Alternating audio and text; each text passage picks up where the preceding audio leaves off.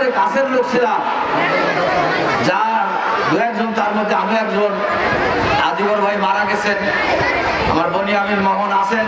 কি জিনিস ছিল এটা বলে বোঝানো যাবে না।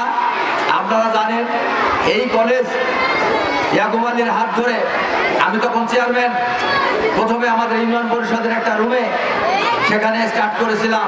পরবর্তীতে জনগণের সহায়তায় একটা ঘর করে আমাদের প্রাক্তন হেডমাস্টার আবু তাহের সাহেবের দায়িত্ব দিয়ে আমরা এখানে কলেজটা শুরু করেছিলাম। পরবর্তীতে মতিউর রহমান সাহেবকে মথুরাপুর থেকে বাদ দিয়ে এখানে এনে প্রিন্সিপালের দায়িত্ব নিয়ে কলেজটা তৈরি করা। তো এমন একটা মানুষের জন্ম এক যুগে হয় না, কয়েক যুগ পরে একটা ওনার মতো মানুষের জন্ম হয়তো বা হবে। ওনাকে আমরা পেয়েছিলাম একজন রাজনীতিবিদ হিসাবে, রাজনীতি করেছেন।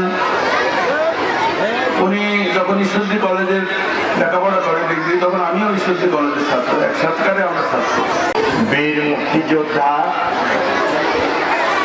শহীদ ইয়াকুব আলীর ২৭তম মৃত্যুবার্ষিকী এই স্মরণ সভার ওনার কর্মকাণ্ড সম্বন্ধে সামান্য স্বল্প আকারে কয়েকজনে ব্যাখ্যা করেছেন। সেই রাস্তায় আমি আর যাচ্ছি না। উনি যতদিন জীবিত ছিলেন দৌলতপুরবাসীর খুবই প্রিয় এবং শ্রদ্ধাভাজন ব্যক্তি হিসাবে নিজেকে রাখতে পেরেছিলেন, যেটা একজন মানুষের জীবনে সবচেয়ে বড় পাওয়া, সবচেয়ে বড় অর্জন। আমাদের বর্তমান তরুণ সমাজ এবং এখানে যে সমস্ত ছোট ছাত্রছাত্রীরা উপস্থিত আছে, তারা হয়তো বা ইয়াকুব আলী সম্বন্ধে পরিষ্কার ধারণা রাখে কিনা আমার জানা নাই। কিন্তু যেহেতু অত্র অঞ্চলের সবচেয়ে কৃতি সন্তান উনি, কাজে ওনার সম্বন্ধে তোমাদেরকে অবশ্যই জানতে হবে কে ছিল ইয়াকুব আলী, কি উনি করেছেন।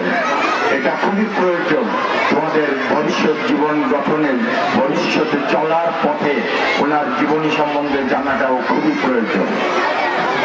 ইয়াকুব আলীর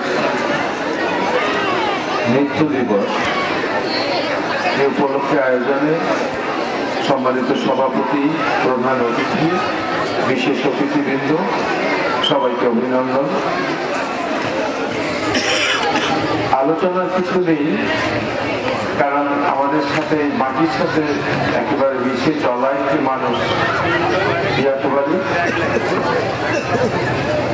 আমি সারা বিশ্বে কাজ করি মানবতার ফেরিওয়ালা হিসেবে, এবং গোড়াপত্তরটা এখান থেকেই হয়েছিল। তার কাছ থেকে অনেক কিছু শিখেছিলাম এবং সে পথ ধরে আজও চলছি। আমাদের কাছে চিরজীবিত ইয়াকুব আলী। তাই সবাই তার রূপে আত্মার শান্তি কামনা করবেন এই প্রত্যাশা রেখে সবাইকে সালাম জানিয়ে আমার বক্তব্য শেষ। ধন্যবাদ। শহীদ একজন মা একটা ডাক্তার ইঞ্জিনিয়ার জন্ম দেয়, কিন্তু একটা নেতা জন্ম দেওয়া যে কতটা কষ্টকর, একটা নেতা লালন পালন করা যে কতটা কষ্টকর, সেটা আপনারা হয়তো জানেন। শহীদ ইয়াকুব আলী এই ফিলিপনগর অঞ্চলে জন্ম হয়েছে। সামনের দিনে আরো শহীদ ইয়াকুব আলীর মতো আদর্শবান নেতার জন্ম হোক। আর সেই সাথে আমি আন্তরিকভাবে ধন্যবাদ জানাই আমাদের মাননীয় সংসদ, উনি থাকলে অবশ্যই আসতেন।